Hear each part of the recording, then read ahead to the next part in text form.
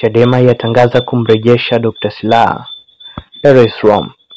Chama cha Demokrasia na Maendeleo Chadema kimetangaza kurejea kwa aliyewahi kuwa katibu mkuu wao Dr. Wilbrod Slaa leo Jumapili Machi 23, 2025.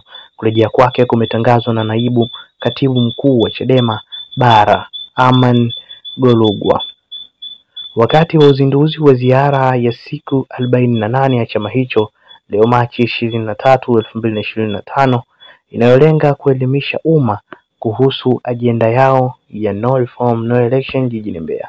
Dr. Slaa aliondoka Chadema mwaka 2015 kutokana na kutofautiana msimamo na viongozi wenzake.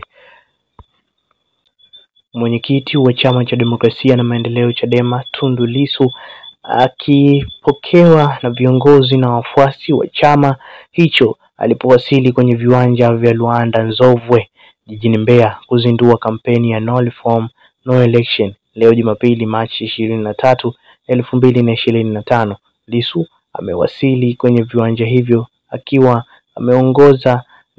ameongozana na aliyekuwa katibu mkuu wa chama hicho Dr. Wilbrod Slaa.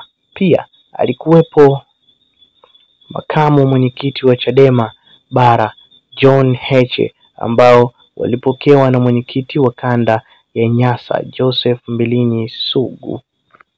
Kitendo cha Dr. Wilbrod Slaa kurudi katika chama cha Demokrasia na Maendeleo, hii ni fursa na inatangaza ushindi na kuongezeka kwa nguvu katika chama hicho, kwani ni moja ya viongozi ambao walikuwa na ushawishi mkubwa katika chama cha Demokrasia na Maendeleo Chadema. Kwa hiyo kurejea kwake kunaongeza nguvu katika kuelekea kwenye uchaguzi mkuu wa mwaka 2025 utakaofanyika mwezi wa 8 mwaka huu. Chadema wataendelea na kauli mbiu yao ya no reform no election au kulingana na kurudi kwa Mheshimiwa Dr. Wilbrod Slaa kutawafanya washiriki uchaguzi? Maana Dr. Slaa alisema kuwa no reform no election maana yake ni kwamba sio kuwa hawatoshiriki uchaguzi, bali wananchi watagomea kushiriki uchaguzi pale ambapo hakutakuwa na mfumo mzuri.